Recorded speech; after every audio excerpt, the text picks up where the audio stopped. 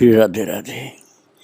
भक्तों, प्रभु का नाम, प्रभु का रूप, लीला और धाम, ये चारों ही परम कल्याणकारी होते हैं।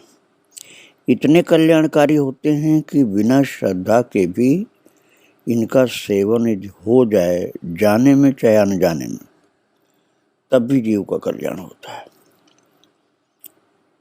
लेकिन यदि कोई व्यक्ति श्रद्धा पूर्वक, जानबूझकर, आदर पूर्वक इनका सेवन करे, अर्थात नाम, रूप, लीला, धाम का सेवन करे, तो उसको अनंत और अपरिमित, असीमित, अद्भुत लाभ प्राप्त होता है।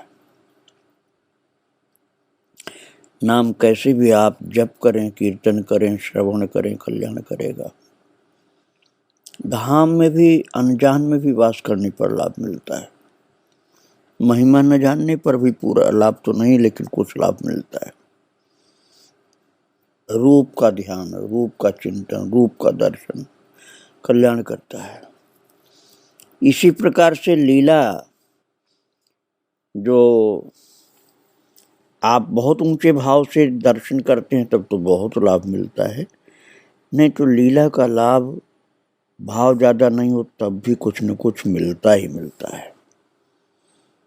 पिछले दिन आप श्रवण कर रहे थे, गणेश कुंवारी माता का भी जन्म नहीं हुआ। जिस माता के माध्यम से महान भक्त माता गणेश कुंवर का जन्म होता है, वो हैं महारानी विजय कुंवरी जी, जिनको अपने माता पिता के घर बहुत प्रेम से पाला गया था, और जो अब महाराजा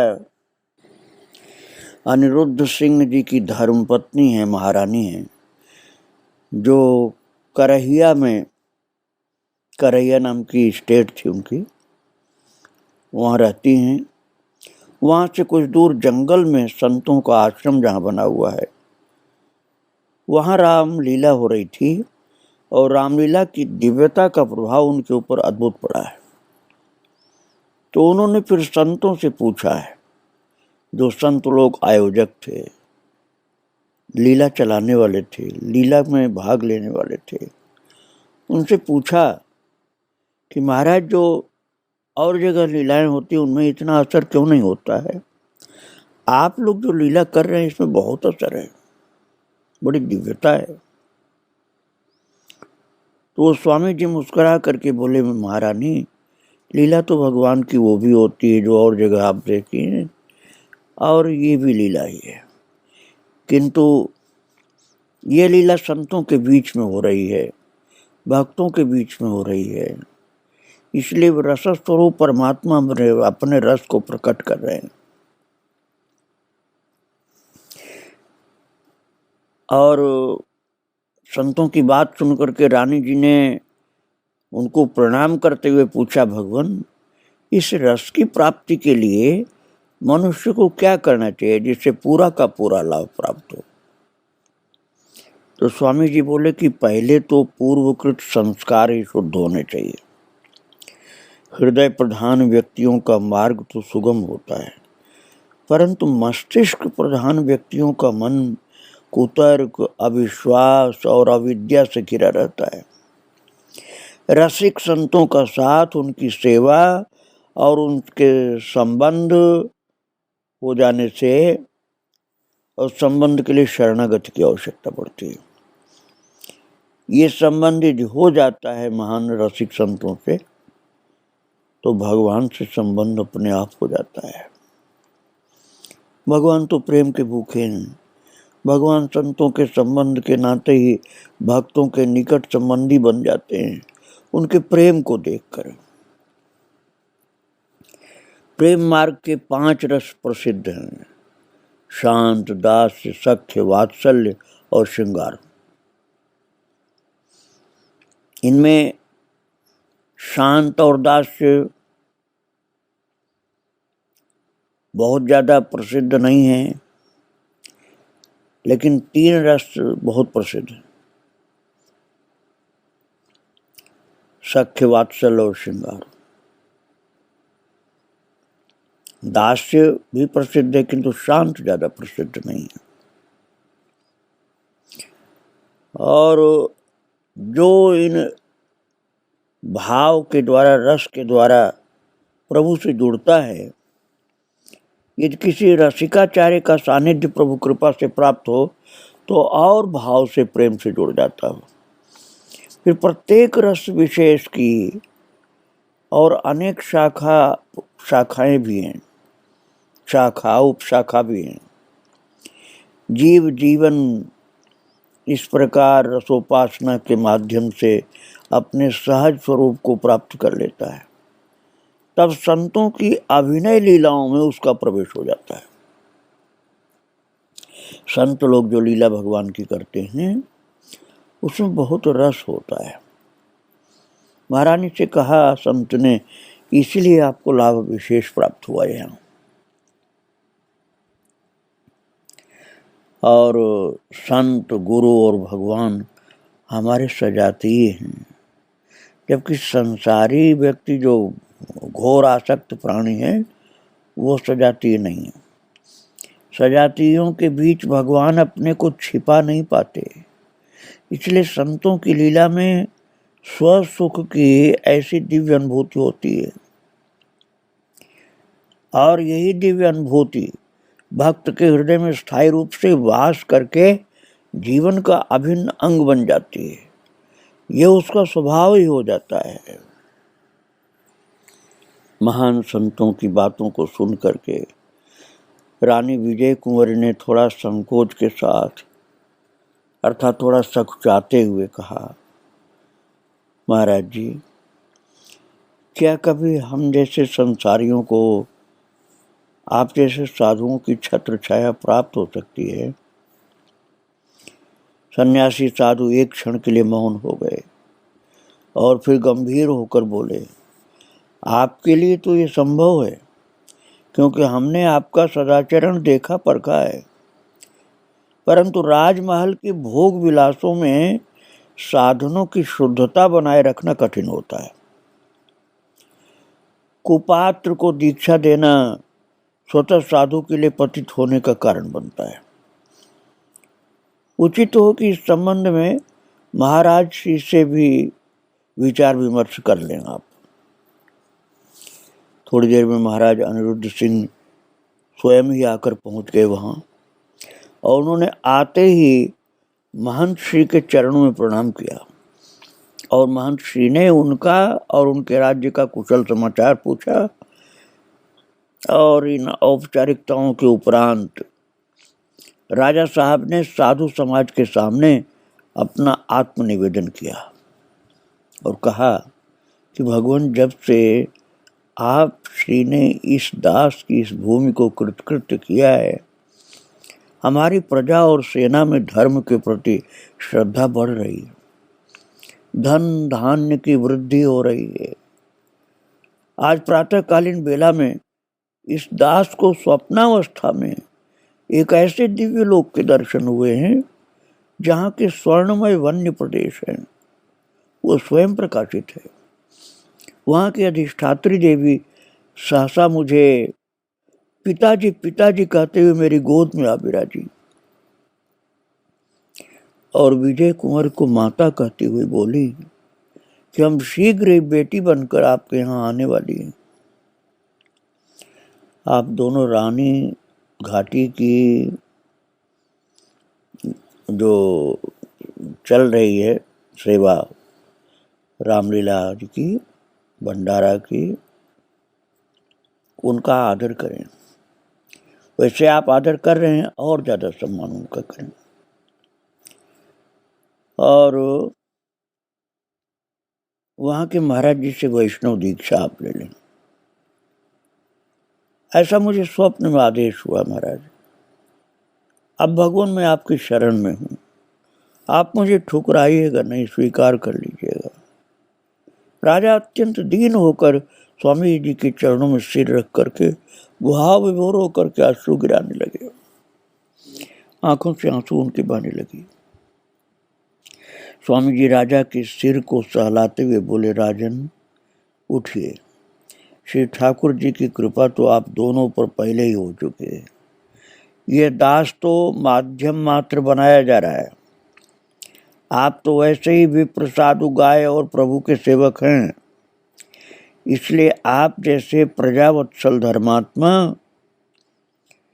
वैष्णव दीक्षा प्राप्त करने के अधिकारी हैं, और आप जैसे धर्मात्मा राजों को वैष्णव दीक्षा प्रदान करना हमारा कर्तव्य भी है, इसलिए आप वैष्णव दीक्षा ग्रहण करिए। संत ने कहा, दीक्षा ग्रहण करने के पहले सिद्धांत की बात भी कुछ समझ लीजिए। तीव्र जिज्ञासा उत्पन्न होने पर ईश्वर स्वयं गुरु रूप में अवतरित होते हैं। आचार्य पंच संस्कारों, जो वैष्णवों के संस्कार पंच होते हैं, पंच संस्कार, तिलक, कंठी, मंत्र, मुद्रा तथा नाम, इससे शिष्य को विभूषित कर अर्थपंचक, अर्थपंचक में आपको भक्तों पहले सुना चुका हूँ, उसमें जीव स्वरूप, ब्रह्म स्वरूप, प्राप्ति के उपाय, प्राप्ति का फल और प्राप्ति के विरोधी, ये मैंने रामानंद भगवान के चरित्र, ये जो रामानंद जयंती होती है उसमें आपको सुनाया था। रामानंद जयंती वाले कार्यक्रम को आप निकालेंगे यूट्यूब में तो आपको मिलेगा ये। प्रभु प्राप्ति के मुख्य 5 उपाय: कर्म साधना, ज्ञान, भक्ति, प्रपत्ति और आचार्याभिमान, और शरणागति के पुनः 6 भेद हैं। प्रभु की अनुकूलता का संकल्प, उपासना विरोधी भावों का त्याग, उपास्य के द्वारा अपनी रक्षा में दृढ़ विश्वास, सर्वतोभावेन आराध्य के चरणों में अपने को अर्पित करना, रक्षक रूप में उपास्य का वर्ण करना और आर्त भाव से प्रभु का शरणागत होना, ये समर्पण की अर्थात शरणागति की बातें हैं, 6 बातें। और भक्तों, ये नारद पांचरात्र में लिखा हुआ है। आनुकूलस्य संकल्प, प्रातिकूलस्य वर्जनम, रक्षिष्यति विश्वासो, गोप्तत्व वर्णमचिता। वहां पर देवर्षि नारद जी ने कहा है, आत्मनिक्षेप कार्पण्यम षड्विधा शरणागति। तो महाराज रानी जी के सहित राजा द्वारा जो आज्ञा महाराज जी की हुई थी, उसको साधना के रूप में संकल्प लिया गया और स्वामी जी ने दोनों को वैष्णव दीक्षा प्रदान की, राजा रानी को, तथा विस्तार के साथ नियमों के पालन की प्रक्रिया समझाई। राजा जी 3 दिन तक साधु सेवा में संलग्न रहे और जब विदा लेने के लिए गुरुचरण में उपस्थित हुए तो स्वामी जी ने उनसे कहा, हमारे बाबा गुरु श्री रामानंदाचार्य जी महाराज साक्षात भगवान श्री राम के ही अवतार थे। उन्होंने धर्म की रक्षा के लिए ये श्री रामानंदी वैष्णव संप्रदाय की स्थापना की, जिसे हम लोग रामावत संप्रदाय कहते हैं। धर्म में आई हुई विकृतियों को हटाने के लिए उन्होंने छोटी जाति के लोगों को भी बड़े प्रेम से स्वीकार किया और हम उनको जाति की दृष्टि से नहीं, उनके संतत्व की दृष्टि से देखते हैं। कबीरदास जी, रैदास जी महाराज समाज में कई लोगों के द्वारा पहले नहीं स्वीकार किए गए, लेकिन जब महाराज जी ने उनको स्वीकार किया श्री रामानंद भगवान ने, तो फिर सभी को आदर भाव उनके लिए उत्पन्न हो गया और वो महान माने गए, पूज्य माने गए। भारत के प्रमुख तीर्थों में उन्होंने अपने केंद्र स्थापित किए और राम तारक मंत्र की दीक्षा देकर बहुत से मुसलमान जो जबरदस्ती बना दिए गए थे, उन हिंदुओं को फिर से हिंदू बना दिया, क्योंकि वास्तव में वो हिंदू ही थे, जबरदस्ती मुसलमान बनाए गए थे। महाराज जी ने अपने दोनों शिष्य राजा और रानी को समझाया और रामानंद भगवान के विषय में बताया। उन्होंने कहा कि भगवान रामानंद के शिष्य प्रशिष्य संपूर्ण भारत में गुप्त और प्रकट रूप में धर्म की रक्षा के लिए कटिबद्ध हैं। आप दोनों को भी आज से मैं इस सेवक समाज का सदस्य मानता हूँ। राजन, आपको जो स्वप्न में निर्देश हुआ है वो इस बात का संकेत है कि शीघ्र ही महारानी विजय कुंवर जी एक कन्या रत्न को जन्म देंगी और ये कन्या इस सूखी धरती पर राम भक्ति की अविरल गंगा को लाने में समर्थ होगी। ये दैवी शक्ति से संपन्न कोई राम भक्त देव कन्या ही आपके कुल और जन्म को इतिहास में अमर कर देगी। गुरुदेव की कृपामयी अमृत तुल्य वाणी को सुनकर राजा और रानी को प्रेम दशा हो गई। बहुत उच्च कोट की प्रेम दशा में पहुंच गए। अब वो अपने में नहीं थे, शरीर का भान उनको नहीं था। महाराजा दशरथ का महल उनके हृदय का आवाज था और रामलला को अपनी गोद में खिलाने के लिए आतुर कमलाक्षा देवी अपने दोनों हाथ आगे फैलाकर उनसे भेंटने के लिए आगे बढ़ी चली आ रही थी। भक्तों, इस प्रकार पौष शुक्ल 14 अर्थात चतुर्दशी, पौष शुक्ल चतुर्दशी विक्रमी संवत 1569 को, अब चल रहा 2079, तो अब ये 1569 की बात मैं आपको सुना रहा हूँ, तो 500 से भी ज़्यादा हो गया। 510 वर्ष पहले की बात है भक्तों। ये गणेश कुंवरी माता जिनका चरित्र आप सुन रहे हैं, उनका जन्म 510 वर्ष पहले हुआ था और उनके माध्यम से बहुत ही उच्च कोट की भक्ति का प्राकट्य हुआ था। भगवान की इच्छा से उनका प्राकट्य हुआ था भक्तों। प्रातः की मधुर बेला में जब पक्षी वृंद का जागरण पाठ प्रारंभ हुआ, शीतल मंद सुगंधित वायु झकोरे ले रही थी। आसमान में सूर्य रश्मियों के शुभ्र प्रकाश से धरातल के कमल पुष्प धीरे धीरे अपने रत्नारे नयन खोलते जा रहे थे। राव राजा श्री अनिरुद्ध सिंह का महल शहनाइयों के स्वरों से गूंज उठा। राजा ध्यानमग्न थे, जैसे कोई सुखद शब्द सुनाने वाला हो। तभी अंतःपुर का द्वार धीरे से खुला और दासी ने आकर प्रणाम किया। महाराज बधाई हो, बधाई हो महाराज, बधाई हो। आपके महल में एक सुंदर राजकन्या का पदार्पण हुआ है। राजा प्रसन्नता से उछल पड़े, गले का हार दासी को देते हुए बोले, शीघ्र प्रहरी को कहो कि प्रमुख मंत्रियों और राजगुरु को ये सुखद समाचार देकर महल में आमंत्रित करें। दासी सिर झुका करके चली गई। राजपुरोहित और मंत्रियों के पदार्पण के उपरांत राजा ने उल्लासपूर्वक घोषणा की, सभासदों, मेरी हार्दिक अभिलाषा है कि हमारे शास्त्रों ने जैसे नारी शक्ति और मातृशक्ति की श्रेष्ठता का बखान किया है, उसी के अनुरूप मैं अपनी नवागंतुक कन्या का समारोह राजकुमारों के जन्मोत्सव से भी अधिक उल्लासपूर्वक मनाऊं, ताकि प्रजाजनों को भी यह संदेश जाए कि बालिका का जन्म गौरव की बात होती है। पुत्र तो सुयोग्य होने पर एक ही कुल की कीर्ति ध्वजा फहराता है, जबकि कन्या तो मातृकुल और पतिकुल को भी गौरवान्वित करती है। राजपुरोहित ने राजा का समर्थन करते हुए प्रसन्नता प्रकट की और कहा कि आपका कथन अक्षरशः सत्य और सराहनीय है महाराज। वैसे भी क्षत्रिय जात में कन्या जन्म और अधिक हीन दृष्टि से देखा जाता है और कई स्थानों में कन्या को जन्म के समय ही मार डाला जाता था।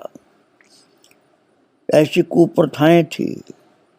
लेकिन जब से आप जैसे राजपुरुष कन्या जन्म का महान समारोह मानकर और मनाकर उच्च आदर्श प्रस्तुत कर रहे हैं, तब से लोगों में बहुत अच्छा संदेश गया है महाराज। प्रधानमंत्री भी अपने उद्गार प्रकट करने में नहीं चूके। उन्होंने कहा, किसी देश और कौम की महानता का मूल कारण उसकी मातृशक्ति और नारी शक्ति में छुपी रहती है।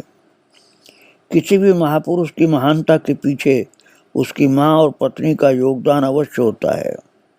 तभी तो शास्त्रों ने हजारों गुरुओं से भी ऊंचा स्थान माता को दिया है। अब हमें आदेश हो कि हमारी राजकुमारी का समारोह कैसे मनाया जाए।